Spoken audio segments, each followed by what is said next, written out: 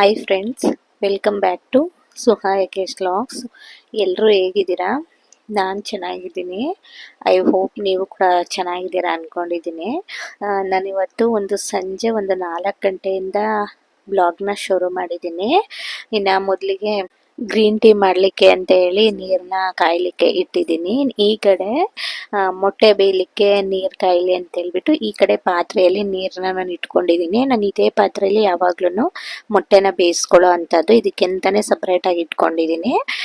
ನಮ್ಮ ಇಬ್ಬರಿಗೆ ಸಾಕಾಗುತ್ತೆ ಆಯಿತಾ. ಹಾಗಾಗಿ ಈ ಪಾತ್ರೆಯಲ್ಲೇ ಬೇಯಿಸ್ಕೊಳ್ಳೋ ಅಂಥದ್ದು. ಇನ್ನು ನೀರು ಬಿಸಿ ಆಗಲಿ ಅಷ್ಟೊತ್ತಿಗೆ ಈ ಕಡೆ ಗ್ರೀನ್ ಟೀ ರೆಡಿ ಮಾಡ್ಕೊಂಡು ಬರೋಣ ಅಂತ ಹೇಳ್ಬಿಟ್ಟು ಅದನ್ನು ಕೂಡ ಕಾಯಲಿಕ್ಕೆ ಇಟ್ಕೊಂಡೆ. ಇದ್ರ ಜೊತೆಗೆ ನೀರು ಕೂಡ ಕಾದಿತ್ತು ಇವಾಗ ಗ್ರೀನ್ ಟೀ ಮಾಡ್ಕೊಳ್ಳಿಕ್ಕೆ. ಟೀ ಪೌಚ್ನ ಹಾಕ್ಬಿಟ್ಟು 5 ನಿಮಿಷ ಹಾಗೇನೆ ಬಿಡ್ತಾ ಇದ್ದೀನಿ. ಚೆನ್ನಾಗಿ ಟೀ ಎಲ್ಲ ಕೊಡುತ್ತೆ ಅಂತ ಹೇಳಿ ಆ ಥರ 5 ನಿಮಿಷ ಬಿಡ್ತಾ ಇದ್ದೀನಿ. ಇನ್ನು ಈ ಕಡೆ ಇನ್ನೊಂದು ಬೌಲ್ಗೆ ಸ್ವಲ್ಪ ಬಿಸಿನೀರ ಸೇರಿಸ್ಬಿಟ್ಟು ಮೆಣಸಿನ್ಕಾಯಿ ಎಲ್ಲನೂ ನೆನಿಲಿಕ್ಕೆ ಇಡ್ತಾ ಇದ್ದೀನಿ. ಚೆನ್ನಾಗಿ ನೆನಿಬೇಕು ಇದು ಸಾಫ್ಟಾಗಿ. ಹಾಗಾಗಿ 3 ಬ್ಯಾಡಗೆ ಮೆಣಸಿನ್ಕಾಯಿನ ತೊಗೊಂಡಿದ್ದೀನಿ, 3 ಖಾರದ ಮೆಣಸಿನ್ಕಾಯಿನ ತೊಗೊಂಡಿದ್ದೀನಿ, 5ರಿಂದ 7 ಗುಂಟೂರು ಮೆಣಸಿನ್ಕಾಯಿನ ತೊಗೊಂಡಿದ್ದೀನಿ. ಇಷ್ಟನ್ನೆಲ್ಲ ಹಾಕ್ಬಿಟ್ಟು ನೀಟಾಗಿ ಒಂಚೂರು ಮಿಕ್ಸ್ ಮಾಡಿಕೊಂಡು ನೆನಿಲಿಕ್ಕೆ ಅಂತೇಳಿ ಇಟ್ಟಿದ್ದೀನಿ. ಚೆನ್ನಾಗಿ ನೆನಿಬೇಕು, ಇದು ಸಾಫ್ಟ್ ಆಗಬೇಕು ಅಲ್ಲಿವರೆಗೂ.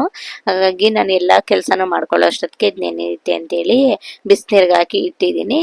ಇನ್ನು ಈ ಕಡೆ ಮೊಟ್ಟೆ ಬೇಯಲಿಕ್ಕೆ ನೀರಿಟ್ಟಿದ್ನಲ್ಲ ಅದು ಕೂಡ ಚೆನ್ನಾಗಿ ಬಿಸಿ ಆಗಿತ್ತು. ಇವಾಗ ಮೊಟ್ಟೆನ ಸೇರಿಸ್ಬಿಟ್ಟು ಅದಕ್ಕೆ ನಾನು 1-2 ಈರುಳ್ಳಿ ಸಿಪ್ಪೆನ ಸೇರಿಸ್ಕೊಳ್ತಾ ಇದ್ದೀನಿ. ಈ ಥರ ಮಾಡೋದ್ರಿಂದ ಮೊಟ್ಟೆ ಚೆನ್ನಾಗಿ ಬೇಯುತ್ತೆ ಮತ್ತು ಮೊಟ್ಟೆ ಸಿಪ್ಪೆ ತೆಗೆಯುವಾಗ್ಲೂ ನೀಟಾಗಿ ಬರುತ್ತೆ ಅಂತೇಳಿ ಈ ಥರ ಮಾಡ್ಕೊಳ್ತೀನಿ. ನೋಡಿ ಎಷ್ಟು ಚೆನ್ನಾಗಿ ಬೆಂದಿದೆ, ಮೊಟ್ಟೆ ಎಲ್ಲೂ ಕೂಡ ಒಡೆಯೋದಿಲ್ಲ. ಹಾಗಾಗಿ ಈರುಳ್ಳಿನ ಸಿಪ್ಪೆನ ಹಾಕೊಂಡು ಬೇಯಿಸ್ಕೊಂಡ್ರೆ ಮೊಟ್ಟೆ ಚೆನ್ನಾಗಿ ಬೆಂದ್ಕೊಳ್ಳುತ್ತೆ, ಒಡೆಯೋದು ಇಲ್ಲ, ಚೆನ್ನಾಗಿ ಬರುತ್ತೆ. ಹಾಗಾಗಿ ನಾನು ಈ ಟ್ರಿಕ್ನ ಫಾಲೋ ಮಾಡ್ತೀನಿ. ನೀವು ಯಾರಾದರೂ ಟ್ರಿಕ್ನ ಫಾಲೋ ಮಾಡಿ ನೋಡಿ ಆಯಿತಾ. ಇನ್ನು ಈ ಕಡೆ ನಾನು ಗ್ರೀನ್ ಟೀ ಎಲ್ಲ ಕುಡಿದ್ಮೇಲೆ ಸ್ವಲ್ಪ ಈ ಬೆಳ್ಳುಳ್ಳಿ ಎಲ್ಲ ಬೇಕಿತ್ತು, ಅದನ್ನೆಲ್ಲ ಬಿಡಿಸಿ ಕ್ಲೀನ್ ಮಾಡಿ ಇಟ್ಕೊಂಡೆ.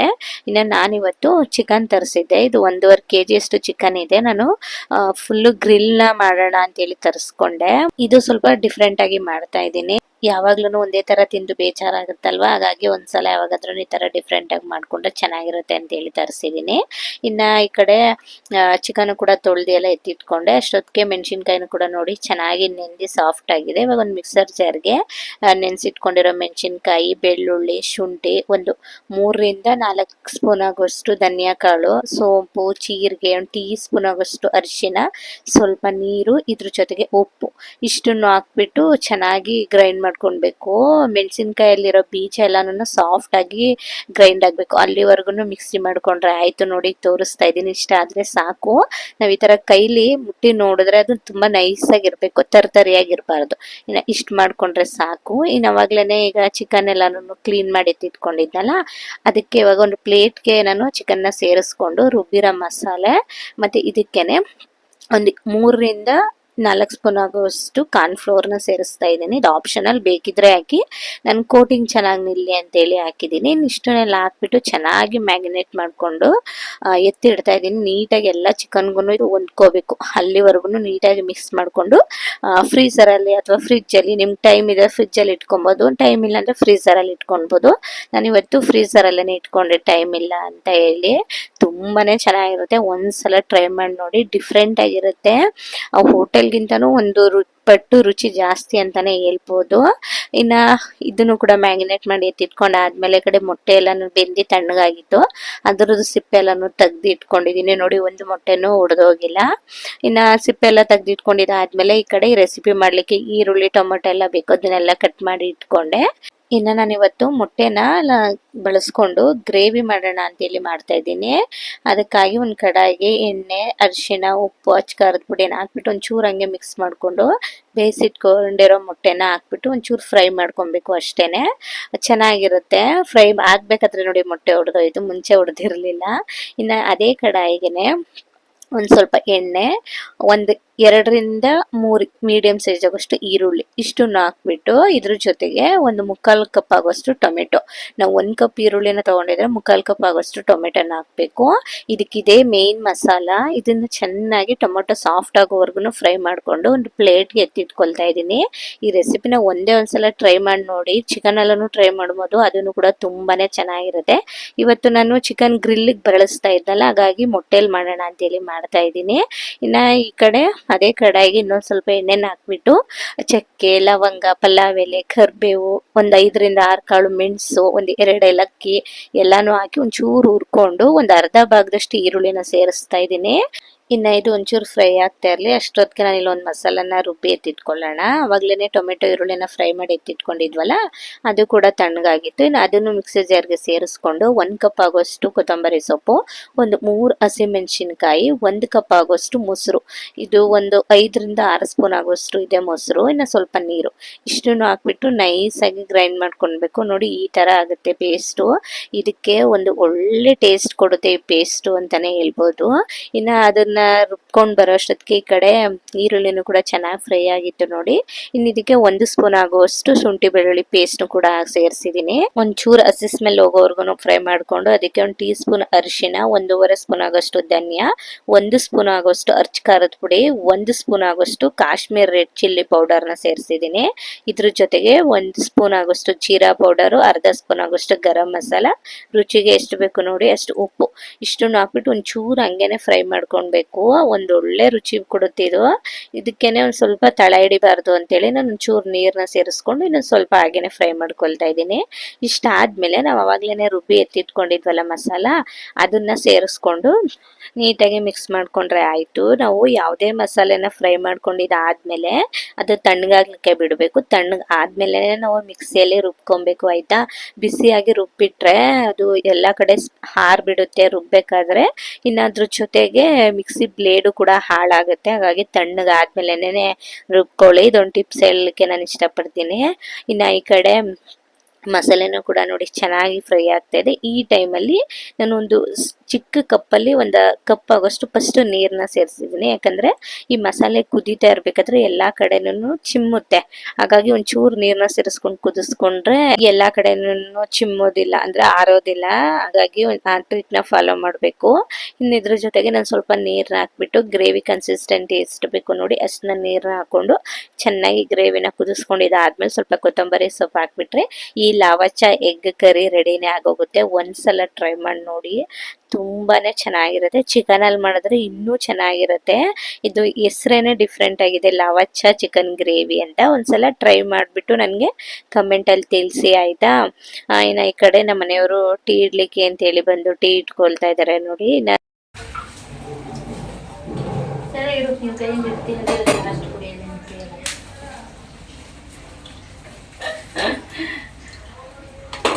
ಶುಗರ್ ಖಾಲಿ ಆಗಿತ್ತು. ನಾವು ಮೊನ್ನೆ ಡಿಮಾರ್ಟ್ ಹೋದಾಗ ತಂದಿದ್ನಲ್ವ ಅದು ಹಾಗೆ ಇಟ್ಬಿಟ್ಟಿದ್ದೆ, ಬಾಟ್ಲಿಗೆ ಫಿಲ್ ಮಾಡೇ ಇರ್ಲಿ. ಇವಾಗ ಫಿಲ್ ಮಾಡಿ ಇಡೋಣ ಅಂತೇಳಿ ಇಡ್ತಾ ಇದ್ದೀನಿ.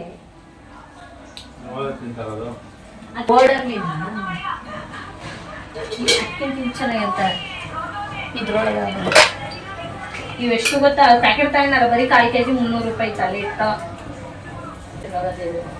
ಪಿಸ್ತಾ ತಿಂತೀನಿ ಅಲ್ವಾ? ಪಿಸ್ತಾ ಇದು ಇನ್ನ ಈ ಕಡೆ ನಮ್ಮ ಯಜಮಾನ್ರು ಟೀ ಇಟ್ಕೊಳ್ತಾ ಇದ್ರಲ್ಲ, ಇನ್ನ ನಾನು ಸರಿ ಮಗುಗೆ ಹೋಮ್ವರ್ಕ್ ಮಾಡಿಸ್ಬಿಡೋಣ ಅಂತೇಳಿ ಹೋಮ್ವರ್ಕ್ ಮಾಡಿಸ್ಲಿಕ್ಕೆ ಬಂದಿದ್ದೀನಿ. ಮೇಯ್ನ್ ಆಗಿ ನನಗೆ ಯೂಟ್ಯೂಬ್ ಕೆಲಸ ಅಥವಾ ನಾನು ಕೆಲ್ಸಕ್ಕೆ ಹೋಗ್ತಾ ಇದ್ದೀನಲ್ಲ ಅಲ್ಲೆಲ್ಲ ಕೆಲಸ ಮಾಡ್ಕೊಂಡು ಬಂದು ಓದಿಸ್ಲಿಕ್ಕೆ ಮಗುಗೆ ಸ್ವಲ್ಪ ನನಗೆ ಕಷ್ಟ ಆಗ್ತಿದೆ. ಇದ್ರ ಜೊತೆಗೆ ವಿಡಿಯೋ ಎಡಿಟಿಂಗು ವಿಡಿಯೋ ಶೂಟಿಂಗ್ ಎಲ್ಲ ಇರುತ್ತಲ್ವಾ, ಸ್ವಲ್ಪ ತೊಂದರೆ ಆಗ್ತಿದೆ. ಇದನ್ನೆಲ್ಲನೂ ಹೇಗೆ ಮ್ಯಾನೇಜ್ ಮಾಡ್ಕೊಳ್ಳೋದು ಅಂತ ಕೂಡ ನಾನು ಪ್ಲಾನ್ ಮಾಡ್ತಾ ಇದ್ದೀನಿ. ಎಲ್ಲಾನು ಹೇಗೆ ಬ್ಯಾಲೆನ್ಸ್ ಮಾಡ್ತೀನಿ ಅಂತ ಕೇಳ್ತಿರ್ತೀರಾ ಅಲ್ವಾ. ನಾನು ನನ್ನ ರೂಟೀನ್ ಎಲ್ಲ ಹೇಗಿರುತ್ತೆ ಅದು ನಿಮ್ ಜೊತೆ ಶೇರ್ ಮಾಡ್ಕೊಳ್ಳೋಣ ಯಾವಾಗಾದ್ರೂ ಅಂತ ಹೇಳಿ ಅನ್ಕೊಂಡಿದೀನಿ. ಫ್ರೀ ಆದಾಗ ಯಾವಾಗಾದ್ರೂ ಒಂದ್ಸಲ ಶೇರ್ ಮಾಡ್ಕೊಳ್ತೀನಿ ಆಯ್ತಾ. ಇನ್ನ ಈ ಕಡೆ ನೋಡಿ ಚಿಕನ್ ಚೆನ್ನಾಗಿ ನೆಂದಿದೆ, ಕೋಟಿಂಗು ಕೂಡ ಎಷ್ಟು ಚೆನ್ನಾಗಿ ನಿಂತ್ಕೊಂಡಿದೆ ಅಂತೇಳಿ. ಇನ್ನ ಫ್ರಿಜ್ ಇಂದ ತೆಗೆದ್ಮೇಲೆ ಒಂದ್ಸಲ ಒಂಚೂರು ಹಂಗೇನೆ ಮಿಕ್ಸ್ ಮಾಡ್ಕೊಳ್ಬೇಕು, ಕೈಯಿಂದಾನೆ ಮಿಕ್ಸ್ ಮಾಡ್ಕೊಂಡ್ರೆ ಸಾಕು. ಇನ್ನು ಈ ಕಡೆ ನಾನು ಎಣ್ಣೆ ಕಾಯ್ಲಿಕ್ಕೂ ಕೂಡ ಇಟ್ಟಿದ್ದೆ. ಎಣ್ಣೆ ಚೆನ್ನಾಗಿ ಕಾದಿರ್ಬೇಕು. ಅದಾದ್ಮೇಲೆ ನಾವು ಚಿಕನ್ ಪೀಸಸ್ ನ ಹಾಕೊಳ್ಬೇಕು. ಸೇಮ್ ಇದು ಕಬಾಬ್ ಮಾಡ್ತೀವಲ್ಲ ಅದೇ ತರಾನೇ ಫ್ರೈ ಮಾಡ್ಕೊಳ್ಳೋದು. ಈ ತರ ಬೇಡ ಅಂತಂದ್ರೆ ನೀವು ಶಾಲು ಫ್ರೈನು ಕೂಡ ಮಾಡ್ಬೋದು, ಅದನ್ನು ಚೆನ್ನಾಗಿರುತ್ತೆ. ಇಲ್ಲ ಕೆಂಡಲನೆ ಬರೀ ಬೇಯಿಸ್ಕೊಳ್ತೀನಂದ್ರು ಅದ್ರಲ್ಲೂ ಬೇಯಿಸ್ಕೊಬಹುದು. ನಾನು ಇವತ್ತು ಉಂಡೆ ಕೋಳಿಯಲ್ಲಿ ಮಾಡೋಣ ಅಂತ ಪ್ಲಾನ್ ಮಾಡ್ಕೊಂಡಿದ್ದು. ಅದಾದ್ಮೇಲೆ ಬೇಡ ಈ ತರ ದೊಡ್ಡ ದೊಡ್ಡ ಪೀಸ್ ಆಗೇನೆ ಕಟ್ ಮಾಡಿಸ್ಕೊಂಡು ತಂದು ಮಾಡೋಣ ಅಂತ ಹೇಳಿ ಮಾಡ್ತಾ ಇದ್ದೀನಿ. ಇದಕ್ಕೆ ಯಾವುದೇ ರೀತಿ ಹೊರಗಡೆಯಿಂದ ಬಳಸ್ತೀವಿ ನೋಡಿ ತಂದು ಪೌಡರು, ಅದನ್ನ ಯಾವುದು ಹಾಕಿಲ್ಲ. ನಾನು ವಿಡಿಯೋದಲ್ಲಿ ಏನು ತೋರಿಸಿದ್ದೀನಿ ಅಷ್ಟನ್ನೇ ಪೌಡರ್ನ ರುಬ್ಬಿ ಹಾಕಿರೋವಂಥದ್ದು. ಒಂದು ಒಳ್ಳೆ ಕೋಟಿಂಗ್ ಬಂದಿದೆ, ಒಂದು ಒಳ್ಳೆ ಟೇಸ್ಟ್ ಬಂದಿದೆ ಇವತ್ತು ಚಿಕನ್ನು. ಒಂದ್ಸಲ ಇದನ್ನ ಟ್ರೈ ಮಾಡಿ ನೋಡಿ ಆಯ್ತಾ. ಇನ್ನು ಮಾಮೂಲಿಯಾಗಿ ಹೇಗೆ ಫ್ರೈ ಮಾಡ್ಕೊಳ್ಳೋದು ಅದೇ ಥರನೇ ಫ್ರೈ ಮಾಡ್ಕೊಳ್ಳೋದು. ಇನ್ನು ಅದು ಫ್ರೈ ಆಗ್ತಾ ಇರಲಿ ಅಷ್ಟೊತ್ತಿಗೆ ಈ ಕಡೆ ಅಡುಗೆ ಎಲ್ಲ ನಾನು ಮಾಡಿದ್ನಲ್ಲ, ಪಾತ್ರೆ ಎಲ್ಲಾನು ಇತ್ತು, ಸಿಂಕ್ ತುಂಬ ಇತ್ತು. ಹಾಗಾಗಿ ಫಸ್ಟ್ ಇದನ್ನು ತೊಳ್ಕೊಂಡ್ಬಿಡೋಣ ಅಂತೇಳಿ ತೊಳ್ಕೊಳ್ತಾ ಇದ್ದೀನಿ. ಯಾಕಂದರೆ ಅಲ್ಲಲ್ಲೇನೆ ನಾನು ಪಾತ್ರೆ ಎಲ್ಲಾನು ವಾಶ್ ಮಾಡ್ಕೊಂಡ್ಬಿಡ್ತೀನಿ. ಒಂದು ರಾಶಿ ಇಟ್ಟು ಮತ್ತೆ ಅದನ್ನ ಕ್ಲೀನ್ ಮಾಡಬೇಕು ಅಂದ್ರೆ ನನಗೆ ವಿಡಿಯೋ ಶೂಟ್ ಮಾಡ್ಕೊಳ್ಬೇಕಾದ್ರೆ ಸ್ವಲ್ಪ ಕಷ್ಟ ಆಗುತ್ತೆ. ನೋಡಿ ಈ ಕಡೆ ಬೇಯ್ತಾ ಇದೆ, ನಾನು ಆ ಕಡೆ ಪಾತ್ರೆ ಎಲ್ಲಾನು ವಾಶ್ ಮಾಡ್ಕೊಂಡೆ. ಈ ತರ ಒಂದೊಂದ್ಸಲ ಮಾಡ್ಕೊಳ್ತೀನಿ. ಇನ್ನು ಈ ಕಡೆ ಚಿಕನು ಕೂಡ ನೋಡಿ ಎಷ್ಟು ಚೆನ್ನಾಗಿ ಬೆಂದು ಕಲರ್ಫುಲ್ ಆಗಿ ಕಾಣಿಸ್ತಿದೆ ಅಂತ ಹೇಳ್ಬಿಟ್ಟು ಇನ್ನ ಇದನ್ನ ಸ್ವಲ್ಪ ಗ್ರಿಲ್ ಮಾಡ್ಕೊಳ್ಳೋಣ ಅಂತ. ಹಂಗೆ ತಿಂದ್ರೂ ಚೆನ್ನಾಗಿರುತ್ತೆ, ಸ್ವಲ್ಪ ಗ್ರಿಲ್ ಮಾಡ್ಕೊಂಡು ತಿಂದ್ರೆ ಇನ್ನೊಂದು ಸ್ವಲ್ಪ ಟೇಸ್ಟ್ ಜಾಸ್ತಿ ಇರುತ್ತೆ. ಹಾಗಾಗಿ ಗ್ರಿಲ್ ಮಾಡಿದ್ರೆ ಏನಾಗ್ಬಿಡುತ್ತೆ ಅಂದ್ರೆ ಗ್ಯಾಸ್ ಎಲ್ಲಾನು ತುಂಬಾನೇ ಗಲೀಜಾಗ್ಬಿಡುತ್ತೆ. ಆ ರೀತಿ ಆಗ್ಬಾರ್ದು ಅಂತಂದ್ರೆ ನಾವು ಈ ಟ್ರಿಕ್ ನ ಫಾಲೋ ಮಾಡಿದ್ರೆ ಗ್ಯಾಸ್ ಕೂಡ ಒಂದ್ ಸ್ವಲ್ಪನೂ ಗಲೀಜಾಗಲ್ಲ. ಜಾಸ್ತಿ ಆಗೋ ಜಾಗದಲ್ಲಿ ಒಂದ್ ಸ್ವಲ್ಪ ಗಲೀಜಾಗುತ್ತೆ ಅಷ್ಟೇನೆ. ಏನಿಲ್ಲ, ಇದಕ್ಕೆ ಅಲ್ಯೂಮಿನಿಯಂ ಫಾಯಿಲ್ ನ ತಗೊಂಡು ನಾವು ಗ್ಯಾಸ್ಗೆ ಬರ್ನಲ್ ಇರುತ್ತಲ್ವಾ, ಅಲ್ಲಿ ಹೋಲ್ಸ್ ಮಾಡ್ಬಿಟ್ಟು ಅದು ಬೆಂಕಿ ತಾಗಬಾರ್ದು ಅಲ್ಲಿವರೆಗೂ ಪೇಪರ್ನ ಮಧ್ಯದಲ್ಲಿ ಹೋಲ್ಸ್ ಮಾಡ್ಕೊಂಡು ಈ ಪೇಪರ್ನ ಅಡ್ಜಸ್ಟ್ ಮಾಡ್ಕೊಳ್ಬೇಕು. ಯಾವುದೇ ರೀತಿ ಅದಕ್ಕೆ ಬೆಂಕಿ ಹತ್ಕೊಬಾರ್ದು, ಆ ತರ ಇಟ್ಕೊಂಡು ನೀಟಾಗಿ ರೌಂಡ್ ಆಗಿ ಕಟ್ ಮಾಡ್ಕೊಳ್ಬೇಕು ಅಲ್ಯೂಮಿನಿಯಂ ಫಾಯಿಲ್ ನ. ಜಸ್ಟ್ ಹಿಂಗ್ ಕೈಯಲ್ಲಿ ಹಿಂಗ್ ಅಂದ್ರೇನೆ ಅದು ಓಪನ್ ಆಗ್ಬಿಡುತ್ತೆ, ಯಾಕಂದ್ರೆ ಸಾಫ್ಟ್ ಇರುತ್ತಲ್ಲ. ಹಾಗಾಗಿ ಇನ್ನು ಈ ತರ ನಾನು ವಿಡಿಯೋದಲ್ಲಿ ತೋರಿಸ್ತೀನಿ ನೋಡಿ. ಈ ತರ ಮಧ್ಯದಲ್ಲಿ ಪೇಪರ್ನ ಹರಿದು ಬಿಟ್ಟು ನೀಟಾಗಿ ಅಡ್ಜಸ್ಟ್ ಮಾಡ್ಕೊಂಡು ಕೂರಿಸ್ಕೊಂಡ್ರೆ ಆಯ್ತು. ಈ ತರ ಮಾಡೋದ್ರಿಂದ ನಾವು ಯಾವುದೇ ರೀತಿ ಚಿಕನ್ ಗ್ರಿಲ್ ಮಾಡ್ಬೋದು ಅಥವಾ ಬೇರೆ ಯಾವ್ದಾದ್ರು ರೆಸಿಪಿನೂ ಕೂಡ ಮಾಡ್ಬೋದು. ಅಂದ್ರೆ ಈರುಳ್ಳಿ ಬದನೆಕಾಯಿ ಎಲ್ಲ ಸುಡ್ತಿರ್ತೀವಿ ನೋಡಿ, ಅವಾಗ್ಲೂ ಈ ಟ್ರಿಕ್ ನ ಯೂಸ್ ಮಾಡಿದ್ರೆ ಗ್ಯಾಸು ಜಾಸ್ತಿ ಗಲೀಜ್ ಆಗಲ್ಲ. ಒಂದ್ಸಲ ಟ್ರೈ ಮಾಡಿ ನೋಡಿ. ಈ ಕಡೆ ನೀಟಾಗಿ ನಾನು ಅಲ್ಯೂಮಿನಿಯಂ ಫಾಯಿಲ್ ನ ನೀಟಾಗಿ ಎಲ್ಲ ನಾನು ಫಿಕ್ಸ್ ಮಾಡ್ಕೊಂಡಿದ್ದೀನಿ. ಇನ್ನ ಇದಕ್ಕೆ ಗ್ರಿಲ್ ನ ಪ್ಯಾನ್ ನ ಇಟ್ಕೊಂಡಿದ್ದೀನಿ ನಾನು. ಬಂದು ಚಪಾತಿ ಎಲ್ಲ ಸುಟ್ಕೊಳ್ಳಿಕ್ಕೆ ಯೂಸ್ ಮಾಡ್ತಾರೆ ನೋಡಿ, ಅದೇ ಗ್ರಿಲ್ ಪ್ಯಾನು. ಇನ್ನು ಇದಕ್ಕೆ ನಾನು ಫ್ರೈ ಮಾಡ್ಕೊಂಡಿರೋ ಚಿಕನ್ ಪೀಸಸ್ನೆಲ್ಲ ಇಟ್ಬಿಟ್ಟು ಮಧ್ಯದಲ್ಲಿ ಥರ್ಮಾಕೋಲ್ನ ಇಟ್ಟಿದ್ದೀನಿ. ಈ ಥರ್ಮಾಕೋಲ್ನ ಇಟ್ಟು ನಾವು ಗ್ರಿಲ್ನ ಮಾಡ್ಕೊಳ್ಳೋದ್ರಿಂದ ಒಂದು ಒಳ್ಳೆ ಸ್ಮೋಕಿ ಫ್ಲೇವರ್ ಬರುತ್ತೆ ಚಿಕನು. ಈಗ ಹೋಟೆಲಲ್ಲೆಲ್ಲ ಗ್ರಿಲ್ ತಂದೂರಿ ಚಿಕನ್ ಎಲ್ಲ ತಗೊಳ್ತಿರ್ತೀವಿ ನೋಡಿ, ಅದಕ್ಕೂ ಡಬಲ್ ಆಗೇನೆ ಟೇಸ್ಟ್ ಆಗಿ ಬರುತ್ತೆ. ಈ ತರ ಮಾಡೋದ್ರಿಂದ ಈ ತರನಾದ್ರೂ ಮಾಡ್ಕೊಳ್ಬಹುದು. ಇಲ್ಲ ಅಂತಂದ್ರೆ ನೀವು ಮೊದಲಿಗೆ ಚಿಕನ್ ನ ಗ್ರಿಲ್ ಮಾಡ್ಕೊಂಡು ಅದಾದ್ಮೇಲೆ ಕೆಂಡನ ಬಿಸಿ ಮಾಡಿ ನಾವು ಚಿಕನ್ ನ ಯಾವ ಪಾತ್ರೆಯಲ್ಲಿ ಹಾಕಿಟ್ಟಿರ್ತೀವಿ ನೋಡಿ, ಆ ಪಾತ್ರೆಯಲ್ಲಿ ಒಂದು ಚಿಕ್ಕ ಬಟ್ಲಿಗೆ ಥರ್ಮಾಕೋಲ್ನ ಹಾಕಿಟ್ಬಿಟ್ರೆ ಅದ್ರ ಮೇಲೆ ಒಂಚೂರು ಬೆಣ್ಣೆ ಹಾಕೊಂಡ್ರೆ ಸ್ಮೋಕಿ ಫ್ಲೇವರ್ ಹಿಡ್ಕೊಳ್ಳುತ್ತೆ, ಅದನ್ನು ಚೆನ್ನಾಗಿರುತ್ತೆ. ಅದಕ್ಕಿಂತ ಸ್ವಲ್ಪ ಇದು ಚೆನ್ನಾಗಿರುತ್ತೆ. ನಂಗೆ ಈ ತರ ಮಾಡ್ಕೊಳ್ಳೋದು ಇಷ್ಟ, ಹಾಗಾಗಿ ಈ ತರ ಮಾಡ್ತಾ ಇದ್ದೀನಿ. ಇನ್ನು ಈ ತರ ಗ್ರಿಲ್ ಮಾಡ್ಕೊಳ್ಬೇಕಾದ್ರೆ ಜಾಸ್ತಿ ನಾವು ಹೈ ಫ್ಲೇಮ್ ಅಲ್ಲಿ ಇಟ್ಬಿಟ್ಟು ಸೀದಕ್ಕೆ ಹೋಗ್ಬಾರ್ದು, ಅಂದ್ರೆ ಜಾಸ್ತಿ ಕಪ್ಪಾಗೋವರೆಗೂ ಸುಟ್ಕೊಳ್ಬಾರ್ದು, ಕಹಿ ಬಂದ್ಬಿಡುತ್ತೆ. ಹಾಗಾಗಿ ಲೋ ಫ್ಲೇಮ್ ಅಲ್ಲಿ ಇಟ್ಕೊಂಡು ಜಸ್ಟ್ ಕಲರ್ ಚೇಂಜ್ ಆಗೋವರೆಗೂ ಈ ತರ ಬೆಂಕಿಯಲ್ಲಿ ಸುಟ್ಕೊಂಡ್ರೆ ಆಯ್ತು. ಇದರಿಂದ ಯಾವ ರೀತಿ ತೊಂದರೆನೂ ಏನು ಕೂಡ ಆಗೋದಿಲ್ಲ. ಒಬ್ಬರೊಬ್ರಿಗೆ ಭಯ ಇರುತ್ತೆ, ಇಲ್ಲ ಗ್ಯಾಸ್ ಎಲ್ಲ ಹತ್ಕೊಬಿಡುತ್ತೆ ಅಂತೇಳಿ. ಏನು ಆಗೋದಿಲ್ಲ. ನಾವು ಎಣ್ಣೆನ ನೀಟಾಗಿ ಸೋರ್ಸಿರ್ಬೇಕು. ಈಗ ನಾವು ಎಣ್ಣೆಲಿ ಫ್ರೈ ಮಾಡ್ಕೊಂಡು ಚಿಕನ್ ತೆಗ್ದಿರ್ತೀವಿ ನೋಡಿ, ಅವಾಗ ನೀಟಾಗಿ ಎಣ್ಣೆಲ್ಲ ಸೋರಿಸ್ಕೊಂಡ್ರೆ ಈ ತರ ಪ್ರಾಬ್ಲಮ್ ಆಗಲ್ಲ. ಇನ್ನ ನೋಡಿ ಯಾವ ತರ ಕಾಣಿಸ್ತಿದೆ ಅಂತ ಹೇಳಿ. ಯಾವ ಹೋಟೆಲ್ಗೂ ಈ ಗ್ರಿಲ್ ಚಿಕನ್ ರೆಸಿಪಿ ಕಮ್ಮಿ ಇಲ್ಲ ಅಂತಾನೆ ಹೇಳ್ಬೋದು, ಅದಕ್ಕೂ ಅದ್ಭುತವಾಗಿದೆ ಅಂತಾನೆ ಹೇಳ್ತೀನಿ. ಇವತ್ತು ಎಲ್ರು ತುಂಬಾನೇ ಇಷ್ಟಪಟ್ಟು ತಿಂದ್ರು. ಇನ್ನು ಅಡುಗೆ ಆಗ್ತಾ ಇದೆ ಅನ್ನುವಾಗ್ಲೇನೆ ಚಿಕನ್ ಇಸ್ಕೊಂಡು ತಿನ್ಕೊಂಡ್ಬಿಟ್ರು, ಅಷ್ಟು ಚೆನ್ನಾಗಿತ್ತು. ಇನ್ನ ಈ ಕಡೆ ಗ್ರಿಲ್ ಎಲ್ಲ ಮಾಡ್ಕೊಂಡಿದ್ದಾಯ್ತಲ್ಲ, ಇನ್ನು ಅಲ್ಯೂಮಿನಿಯಂ ಫಾಯಿಲ್ ಮೇಲೆ ನೋಡಿ ಎಷ್ಟು ಗಲೀಜ್ ಬಿದ್ದಿದೆ ಅಂತೇಳಿ.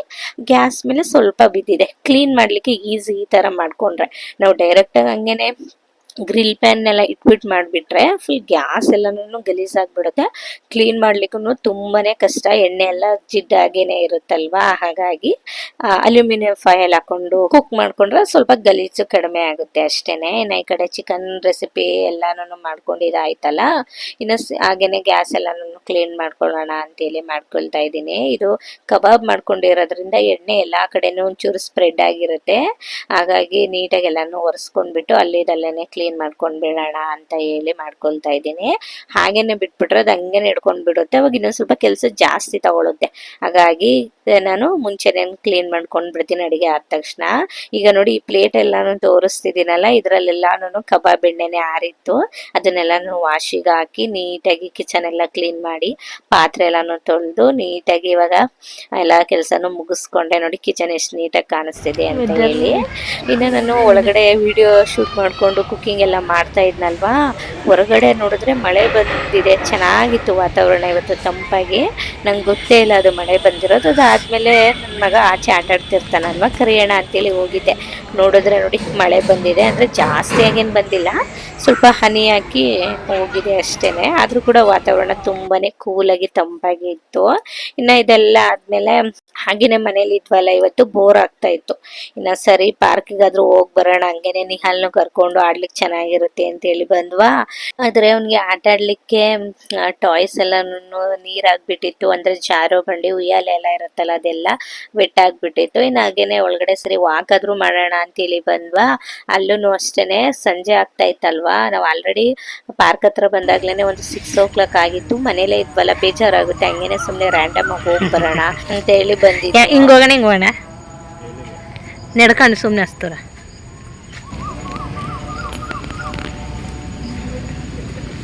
ಇನ್ನು ಕೋಗಿಲೆನೂ ಕೂಗೋ ಸೌಂಡು ನೋಡಿ ಎಷ್ಟು ಚೆನ್ನಾಗಿ ಕೇಳಿಸ್ತಿತ್ತು ಅಂತೇಳಿ. ಇವತ್ತೇನೋ ಒಂಥರ ಕ್ಲೈಮೇಟೇನೆ ತುಂಬಾ ಚೆನ್ನಾಗಿತ್ತು. ಇನ್ನು ನನ್ನ ಮಗನಿಗೆ ಆಟ ಆಡಲಿಕ್ಕೆ ಒಂದು ಸ್ವಲ್ಪ ಕಷ್ಟ ಆಯಿತು, ಯಾಕಂದರೆ ನಾವು ಹೋಗಿದ್ದೆ ಸಂಜೆ ಆಯಿತಾ, ಒಂದು 6:30 ಆಗೋಗ್ಬಿಟ್ಟಿತ್ತು. ಹಾಗಾಗಿ ಬೇಡ ಆಡೋದು, ಹಂಗೇನ ಸುಮ್ಮನೆ ಜಸ್ಟ್ ವಾಕಲ್ಲಿ ಹೋಗಿ ಬಂದರೆ ಸಾಕು ಅಂತೇಳಿ ಬಂದ್ವಾ. ವಿಡಿಯೋನು ಕೂಡ ಹಾಗೇನೆ ಒಂಚೂರು ಮಾಡಿಕೊಂಡೆ. ಇಲ್ಲಿ ಕ್ಲೈಮೇಟ್ ಚೆನ್ನಾಗಿತ್ತಲ್ಲ, ಹಾಗಾಗಿ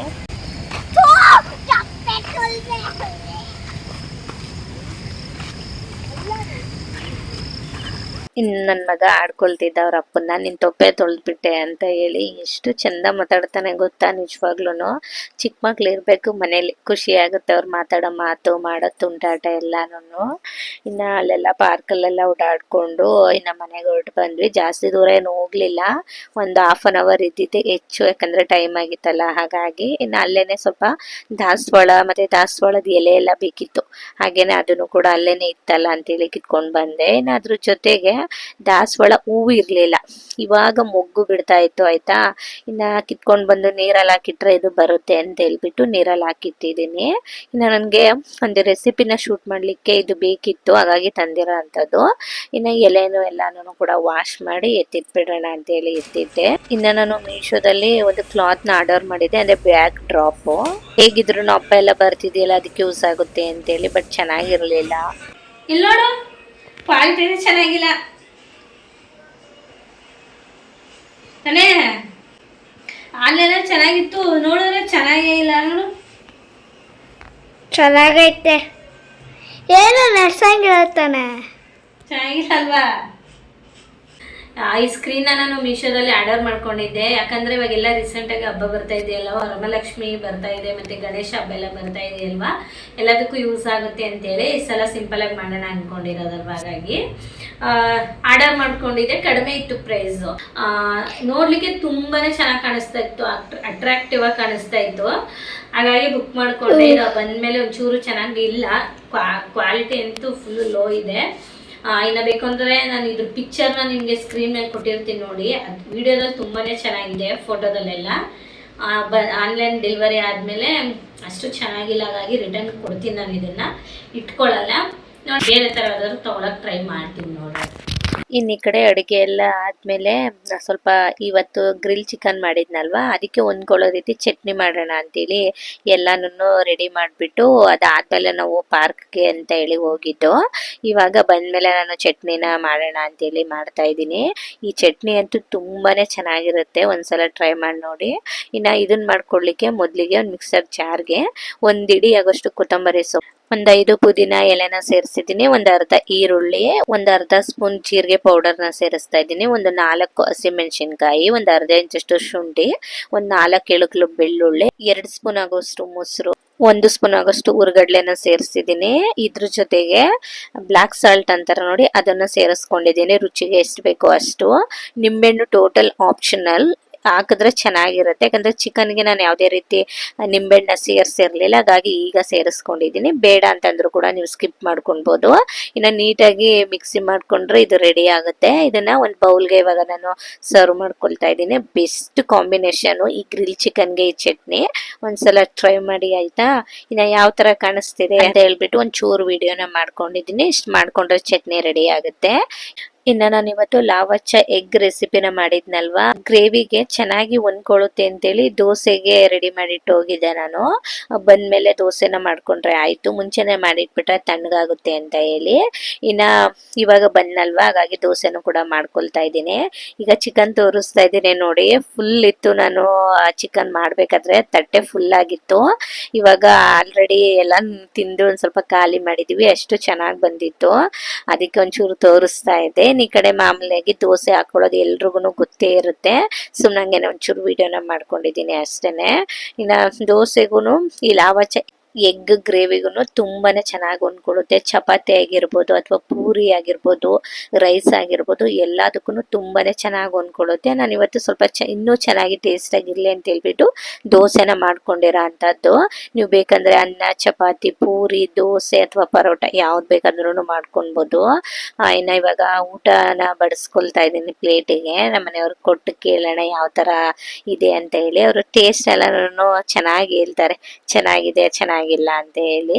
ಇನ್ನು ಪ್ಲೇಟ್ಗೆಲ್ಲ ಸರ್ವ್ ಮಾಡಿಕೊಂಡು ಇದೊಂಚೂರು ವಿಡಿಯೋನ ಮಾಡಿಕೊಂಡೆ. ಪ್ಲೇಟ್ ನೋಡಿ ಎಷ್ಟು ಕಲರ್ಫುಲ್ಲಾಗಿ ಕಾಣಿಸ್ತಿದೆ ಅಂತೇಳಿ. ತಿನ್ಲಿಕ್ಕೂ ಕೂಡ ಇವತ್ತು ಅಷ್ಟೇ ರುಚಿಯಾಗಿತ್ತು. ಇವತ್ತು ನಮ್ಮ ಮನೆಯವರು ತುಂಬಾನೇ ಇಷ್ಟಪಟ್ಟು ಖುಷಿಯಿಂದ ಊಟ ಮಾಡಿದ್ರು ಆಯ್ತಾ. ಇನ್ನು ಈಗ ಅವ್ರಿಗೂ ಹಾಕೊಟ್ಟಿದ್ದೀನಿ ಟೇಸ್ಟ್ ಎಲ್ಲಿ ಅಂತ ಹೇಳಿ. ಚೆನ್ನಾಯ್ತಾ? ಅದ್ರ ಹೆಸರೇನು ಹೇಳು? ಲಾವಚ್ಚ ಮಟನ್ ಗ್ರೇವಿ ಚಿಕನ್ ಮಾಡಿದ್ರು. ಚೆನ್ನಾಗಿಲ್ವಾ? ಗೊಜ್ಜು ಚೆನ್ನಾಗಿತ್ತು ಹೇಳು. ಅದು ಚಟ್ನಿಯಲ್ಲಿ ಚಿಕನ್ ತಿಂದು ನೋಡಿ ಹೆಂಗೈತೆ. ನೀನು ತಿಂದು ನೋಡಿ. ನೀವು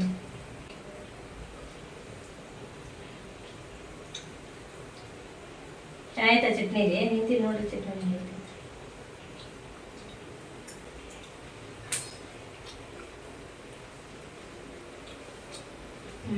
ಚಟ್ನಿಗೂ ಸಲಾದ ಐತೆ. ಇನ್ನು ನಾನು ಚಟ್ನಿ ಜೊತೆ ಚಿಕನ್ನ ಟೇಸ್ಟ್ ಮಾಡಿರಲಿಲ್ಲ, ಹಾಗಾಗಿ ಒಂಚೂರು ತಿಂದೆ. ತುಂಬಾನೇ ಚೆನ್ನಾಗಿತ್ತು.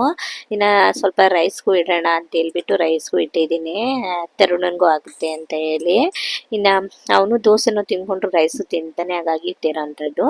ಇನ್ನು ಕಿಚನ್ ಕೆಲಸ ಎಲ್ಲ ಮುಗೀತು. ಇನ್ನು ಇವಾಗ ನೋಡಿ ನನ್ನ ಮಗ ಸೈಕಲಲ್ಲಿ ಆರಾಮಾಗಿ ಆಟ ಆಡ್ಕೊಂಡು ಹಂಗೇನೆ ಅವ್ರ ಅಪ್ಪನ ಕೈಲಿ ಊಟ ಎಲ್ಲ ತಿನ್ನಿಸ್ಕೊಂಡು ಆಟ ಆಡ್ತಾ ಇದ್ದ.